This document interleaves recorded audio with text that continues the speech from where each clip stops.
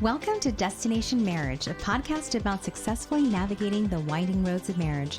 Whether you're newlyweds, engaged, looking to get married, or have been married for years, we want to share with you how we have navigated those winding roads over the past 19 years in our marriage. Join us on this journey as we talk about real-life experiences in a marriage and what we have learned along the way. We discuss love, travel, fitness, raising kids, friendships, and much more, all from the perspective of our lives together. Happiness, love, grace, passion are some of the things we all strive for in a marriage, and we invite you to take this journey with us. Welcome to Destination Marriage. Welcome to episode 31 of Destination Marriage. I'm Tommy. And I'm Jackie. And we are thrilled you have joined us on our journey today. So, for today's topic, we thought we'd have a little fun and also serious and talk about phrases we hate and then kind of transition that into phrases, passive-aggressive phrases and things that anyone could say within a marriage that really have the potential for causing damage, right?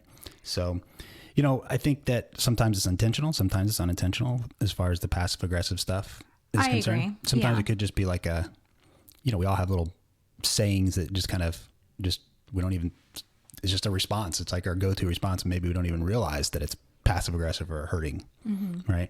But, hopefully this will kind of help maybe shed some light if there are certain passive aggressive behaviors you have right now in your marriage.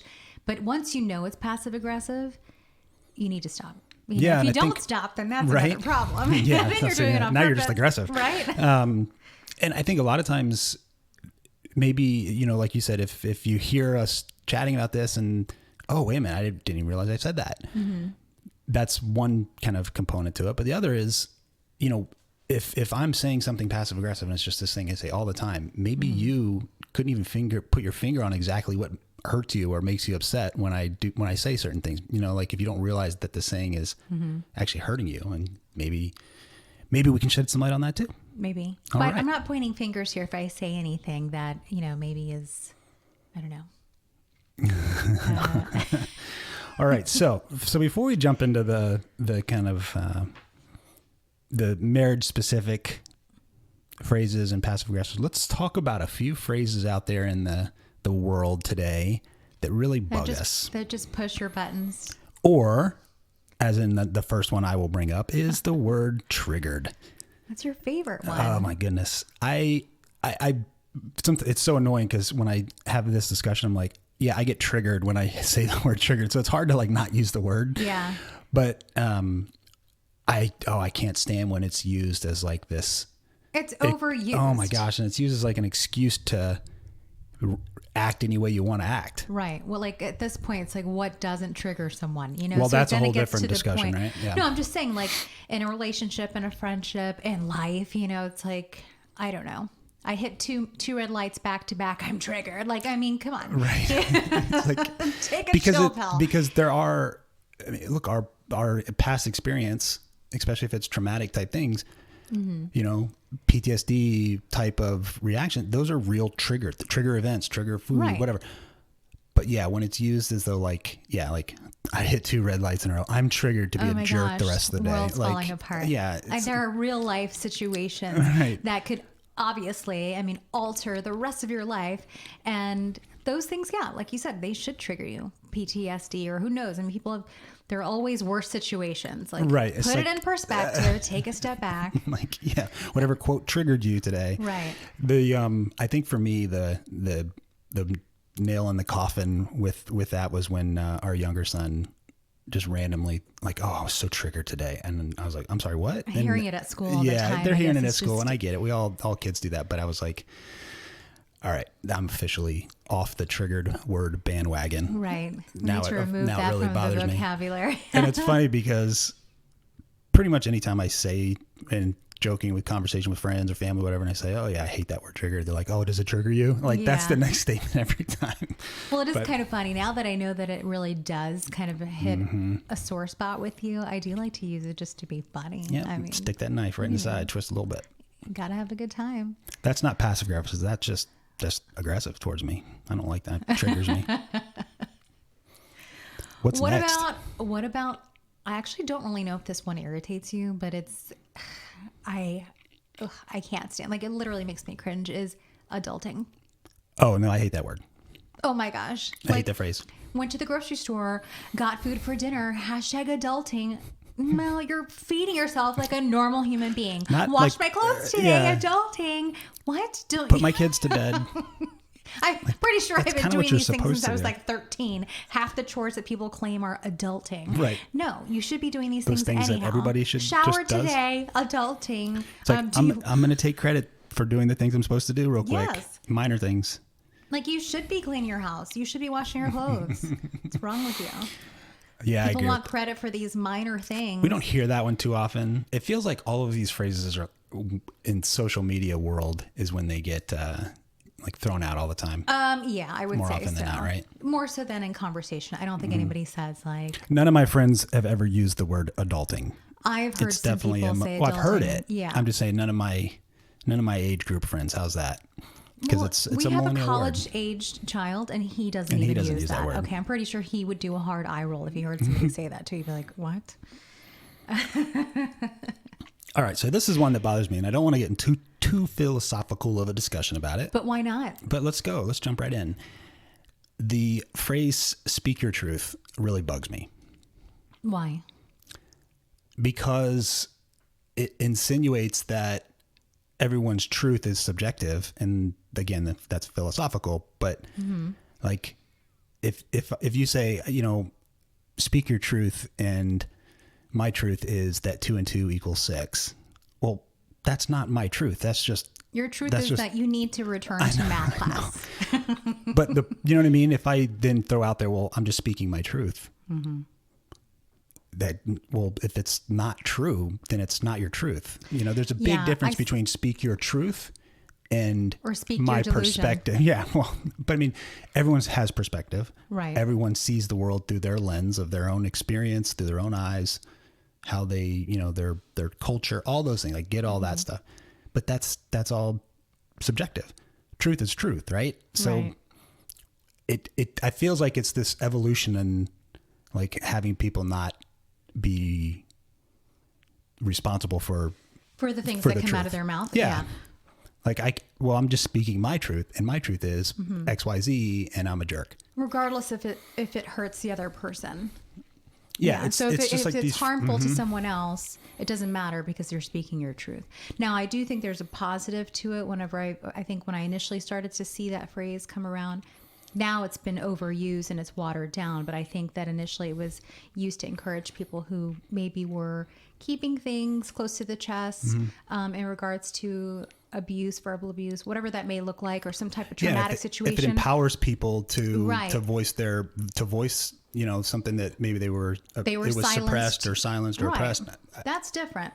I would never roll my eyes or feel negative. Not at I all. would But encourage I think that. it's taken on another form now, where it's like what you're saying. You can say whatever you want, regardless of the repercussions to the other person, whether or not it's true or not. It could be complete nonsense. But if you believe it, then that's okay. I see what you're saying. Yeah, because I kind of liken it to, if I say that, my truth is, I'm just speaking my truth about how I feel. Well, sometimes my feelings are just wrong. And I need to think about that and change it. But if I just say, well, it's my truth. Yeah. I just like planted that flag. Like, I don't really care if it's actually true or not. It's just, I don't like the way. So you're planting a flag and speaking your truth. That's serious. I'm full of analogies today. I just, I see what you're saying. I just I don't like the way where it's gone, how it's used these days. Well, I think a lot of these things, it's like maybe initially it came from, when it came out, it had a different meaning. I'm not saying adulting did, but like some of these things, I think people initially came out and maybe it did have a positive meaning or it was supposed to empower someone. Sure. And then it got watered down and people started using it in other forms. But here's one that I know that you don't like, and I actually don't really get bothered by it, but it's stay in your lane. Yeah. Why does that bother you? Like when you hear that, what do you think? I go to the negative connotation of that. It's like, oh, your opinion doesn't matter. Stay in your lane. We need to pour you a little cup of positivity. Well, and I'm not the Because type. I don't view it that way. But I'm not the type. You know me. I'm not going around sharing my opinion of what other people should be doing, saying, thinking. I'm not. Just speak your truth. Sorry. Stop triggering me. Sorry, you just teed it up. I had to say something. But no, really. I mean, I'm not. Nobody's responding to me. Hey, Tommy, stay in your lane, because I don't. I know how annoyed I get when people that I haven't given authority or respect, when they just speak their opinion aggressively into me. And it's, right. I'm totally for accountability and having mentorship and, people that I allow to speak into my life because I respect their opinion, but like not everybody has the right to speak into your life. So from that perspective, that's where when I hear that word stay in your lane, I see it as people, again, not wanting to be accountable or open to the possibility that they're wrong. Okay. I view it completely differently. Let's hear it, baby. So when I see or hear stay in your lane, I think of, like, for example, we have a podcast and, we're obviously focused on, it's a marriage podcast, but there's other things we talk about. And even in our intro, we're specific about that. However, we're also very clear that we are not therapists. We're not physicians. We're not wellness coaches. If we were to have someone on here who is highly specialized and skilled in that area, that's their lane. We may bring them on to ask them and learn from them, but I'm not all of a sudden going to try to be, someone else's profession or a specialist in another area. That's not necessarily my expertise. That's not my lane. I'm going to stay in my lane. I'm going to talk about the things that I know about or that I've experienced. That's how I view it. No, I get it. That's fair. That's completely fair when used in like an appropriate context, I guess. But I guess I'm going to the extremes of all these things when I hear them. But anyways, no, I understand your perspective, baby. I don't view it as a negative. It's a completely rational and truthful statement, right? And it's not my lane to talk about whatever that I don't have no idea about, Like if I was going to ask a baseball question, right? Of course I'm going to ask you. Or if somebody were to ask a baseball question that was a guest on the podcast, they probably should direct the question to you, not me. Okay, I didn't play baseball. That's your lane, not mine. No, but if in that scenario, right, yeah. I look at you and said, stay in your lane. I would laugh at you. You don't know anything about baseball. I would laugh at you. That wouldn't bother you? That wouldn't be a rude statement by me? No, it would be hilarious. Especially because you're trying to also move over you to the funny lane, because that's not really your lane either. Oh. Stay in your lane, Tommy Kuiper. I think everybody agrees with me that if used in a negative way, that is I guess it can be dig. it can be viewed either way, I guess. I've never seen it and thought anything negative of the actual stay in your lane comment or saying. All right. Well, the next one, baby, I think we both agree. You don't like this one at all. Give it to me. Sorry, not sorry. Hate it. I can't stand that saying. What? It's obnoxious. What visceral reaction do you have when you hear that? I mean, I'm just irritated. I roll. I also think it's like someone who is trying to pass the buck, like I said what I said, I did what I did. Sorry, not sorry. That's deal with it, basically. It's kind of like read between the lines. It's rude. Completely agree. Yeah. And the last one, we both really we can't stand this one. What's that? Netflix and chill. Oh, that's a bunch of baloney. You just love kidding. Netflix I love that. And I love that saying. Who am I kidding? I love that saying. And yes, I do know what it meant. You asked me that earlier. Do you know what that means? I was like, I just wanted to make yes, sure. I am in my 40s, but that does not mean I do not know what Netflix and chill is. Thank you very much. Just wanted to make sure. All right, gorgeous. Keeping up with the cool kids. Yes. Oh, you call me gorgeous. And you just said cool kids. I don't know. Continue on. Can I take that back? So let's kind of switch gears. So those are fun. Some of those were that we just talked about. Some are kind of millennial-ish type of phrases, but some are serious. But let's kind of take a different approach. And as we kind of talk for the rest of the episode, I'd like to sort of focus on some of those passive-aggressive phrases that husbands, wives, it could be coworkers or friends. It could be family members. It could be anybody. But for this purpose, let's talk about it as in a husband and wife context. In marriage, marriage, right? And so these passive-aggressive phrases that sometimes are unintentional or intentional. A lot of times, I mean, sometimes I really do think that people don't realize they're being passive aggressive. They're just being cowards, right? And passive aggressive can kind of bridge that gap of manipulating and getting what you want. Do you think it's being cowardly, or do you think it's sometimes, because I always think of, I also, not always, but also think of passive aggressive behavior almost as like a defensive way to kind of, you have your guard up, so you're not necessarily looking for confrontation. You're trying to ease into, and I'm not saying it's good behavior. Yeah, I'm there's just saying there's spectrums, I guess, of how it's used, right? right, by saying certain things or doing certain things, trying to get your point across without completely being upfront and like about whatever it is that's irritating you or you want or your need. Sometimes these are things that actually are seeds that are planted as a child. Like if you grew up in a household where being direct about your feelings was unacceptable, or even looking, or maybe there were things that were deserving of an apology, you never received one. These are all things that can kind of lay the groundwork for passive aggressive behavior later in life. So yeah, because I don't think that most of it is that calculated. Sometimes, but once you know it is, then it is calculated. But I think sometimes phrases that we're going to talk about, they're not necessarily, being used that calculating. But let's jump into a few and let's discuss. Dive right in. This one sort of could also be in the first section because it's a little bit of a newer take on a phrase, and this one really bothers me. And that would be, "You do you." I love saying that too. I know you do. Because now, it's funny. It's funny because it bothers me and you don't care. I don't take it serious. I mean, it's I know you don't. I don't take this saying serious either. I think it's just silly and ridiculous. So I say it to you now because I know that it like grates on you. Well, I think, and I bet we laugh about it. 90% of the time that's thrown out there, it's just kind of like it's a throwaway joke, kind of lighthearted. But the reason that it bothers me, and as a cautionary tale, if you say that phrase, anybody, I'm just throwing that out there, anybody, I kind of do some self-reflection. It's like, why did I say it that way? Because when you've said that to me in the past, it was a unwritten or kind of, behind the curtain, what you really meant was, okay, you go be selfish. Pay no attention to the man behind the curtain.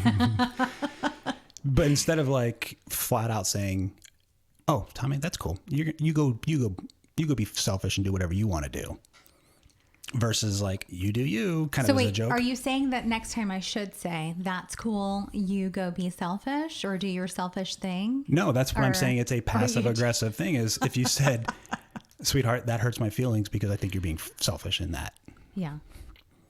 That's a direct, I'm expressing how I feel. It bothers me. Can we discuss type of statement versus "you do you." Well, I would say, okay, maybe in the past I did say it passive aggressively.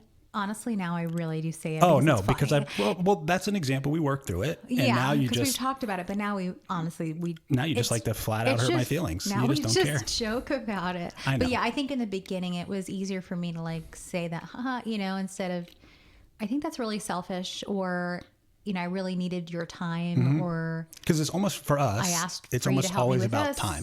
Yeah, it really just boiled out. Not that I don't want my you to time pour into yourself. It just had to do with taking away with something else that needed to be done. I felt as though it needed to be done right now, right then and there. Yeah, but so just be careful. I think with how you say that, and honestly, I think that, our experiences, you're the one that said that, but I would venture to say that if that's said in a marriage, it's more often than not the wife that says that. I don't really hear guys say you do that often. So ladies, if you do say that, kind of, maybe just do a little self-reflection and say, hey, why am I saying that? Versus. Unless it's joking. And then in that case, it's hilarious. It is, of course. All right. So what about, this one, this one bothers you. This one really bothers me. This is not only in a marriage though. This bothers me in general. I think it's just rude and it's insensitive, and it's to your note as far as like being, I guess, selfish. I think it's a selfish thing to say is, I'm sorry that you feel that way, or I'm sorry you feel that way. It's really, again, putting the hurt or the wrongdoing, whatever it was, whether you did something or said something, on the other person. If you really offended someone or hurt their feelings, if you hurt your spouse, and then just saying, I'm sorry you feel that way, that's not taking ownership for your actions at all. And I feel like this is something that I've heard this saying since I was a kid. I've heard I think people everyone has say said this, it at some point in their and life, I've right? never liked it. I always thought that's the worst apology, and it's so rude. Take ownership. If you hurt somebody, I'm sorry because I did X, Y, and Z. Even if you don't understand what you did, maybe ask what you did first, and then take ownership of it. Even if you don't perceive it as something that's hurtful, you need to understand, what hurt you caused in the other person.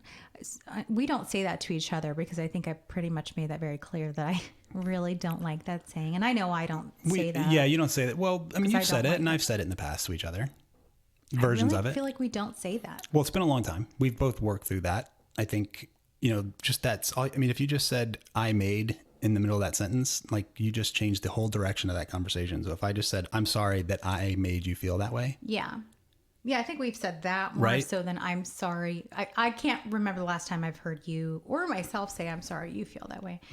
But yeah, I can't stand that. And I would encourage anybody. That's not even just in a marriage. I just think in general, it's important that people take ownership for their actions. And that includes the things that come out of your mouth. Yeah, I mean, that saying, like all these sayings, if you ask yourself, if I said that, is that bringing me closer to my spouse or putting driving a wedge further between them in the middle of an argument? Right?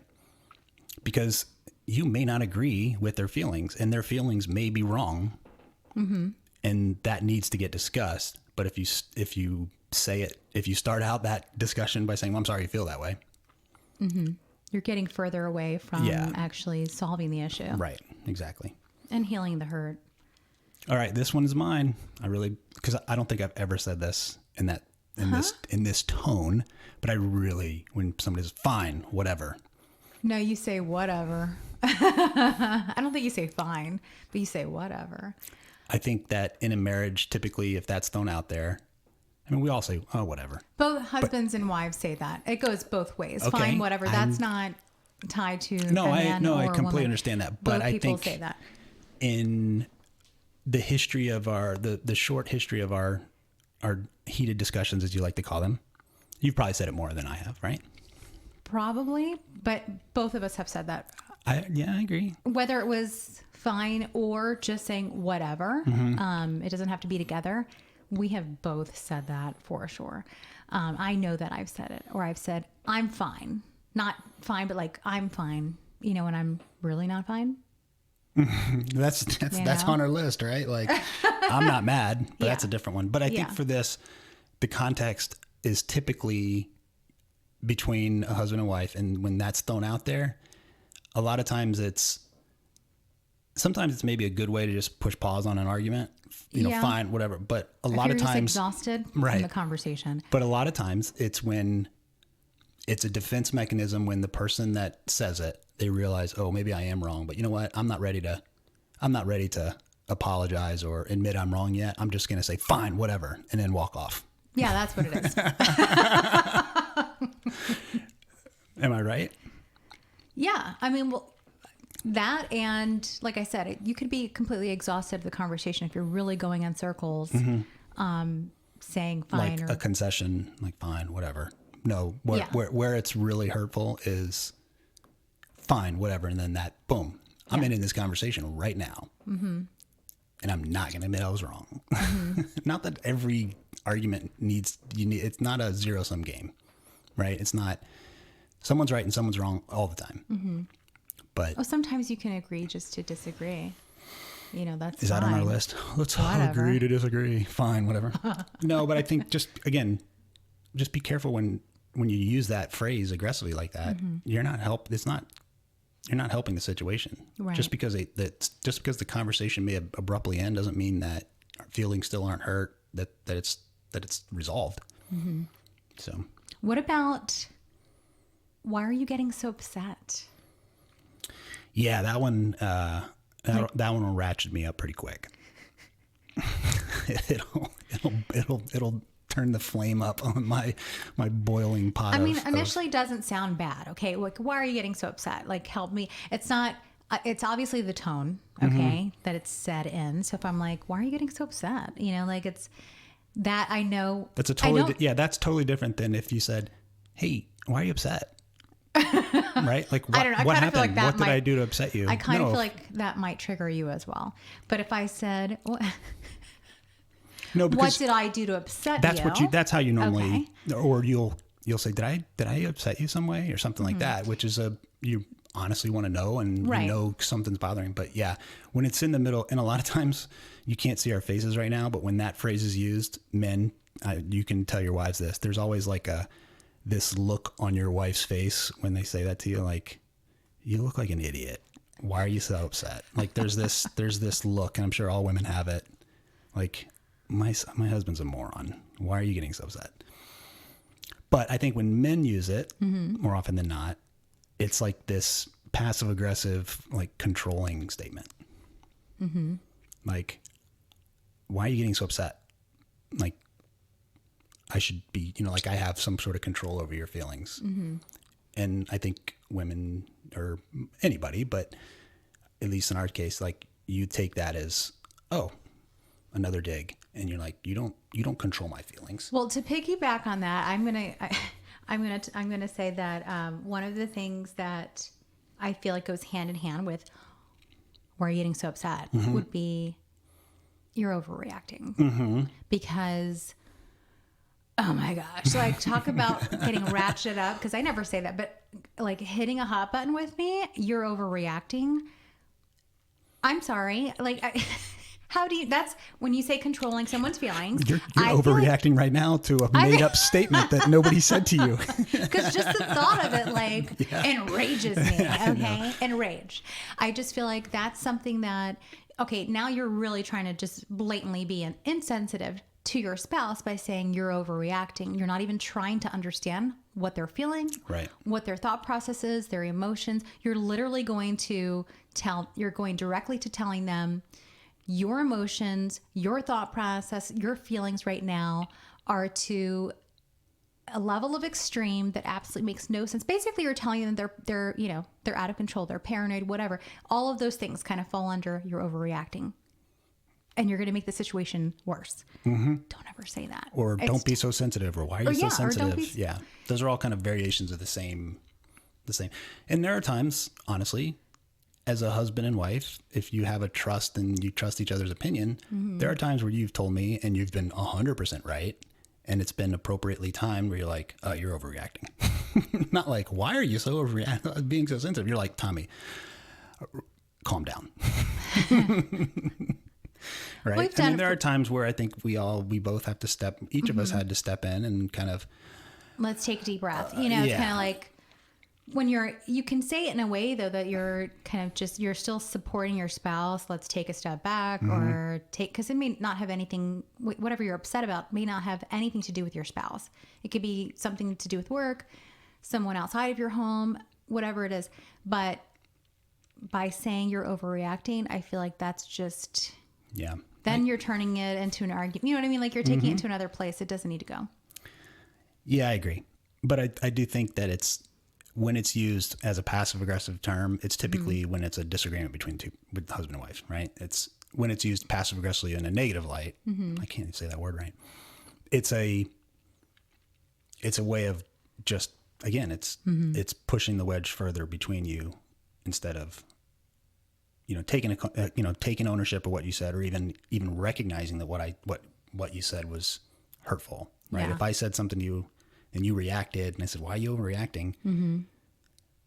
One, I pissed you off. And two, I'm not even considering what I said and how that impacted you. So I've kind of noticed something. I don't know if you've noticed this too, but with a lot of these things in terms of just passive aggressive sayings, a lot of this is really just, I feel like the trend is not taking ownership. Right. A lot of it is passing the buck on the other person. It absolutely is. And it really highlights kind of a lack of immaturity in the person or maybe in the marriage. So like we said, a couple of the things that we mentioned, maybe we said them early on in our marriage. We don't say them anymore because we've grown up. We've grown through it, and we recognize certainly this we're not doesn't perfect. solve anything, and it's only hurting my marriage. You know. And again, like we're certainly not perfect, and we get heated discussions from time to time and say things we ultimately don't mean. I thought we agreed we're going to call them passionate disagreements. Okay. But to your point, I think you're right. And this is the big thing that I really am, one of my kind of overall goals in life over the last couple of years has really been to focus on not just with you and me and you in arguments or not in arguments or discussions, but just with anything. Take a breath and say, all right, should I be accountable for this? Is this something that I am in the wrong about and I'm just projecting it somehow? But I think that you're absolutely right. And I think culturally where it's a problem is back to some of those sayings we said at the beginning, where it's like, speak your truth. Yeah. Well, if I think my truth is truth, gospel, and no one else's matters, then I'm going to say all these other things too. Right. It's like, if you've been raised that way to think like you're perfect and that like everything I think and feel is right and everyone should just applaud me for that, you're gonna have some problems when you're an adult, right? When you're adulting later on in life, you're gonna have problems. Yeah, or at least in your marriage, in your home, right? So anyhow, baby, why don't you finish this up? Yeah. And what's the last one we've got on our list? So I'm not perfect. Right. Yeah. I know I've said this before. I don't think I use it often, or I've said it often, but I know that, and I didn't realize, honestly, didn't realize it was kind of a passive aggressive term. But it is passive aggressive. But yeah, I guess in an argument, if you were to say something that you brought to my attention that you were upset about, angry about, was hurtful, for me to respond with, I'm not perfect. Right. It's that whole ownership or accountability. It's kind of like the same, sorry, not sorry.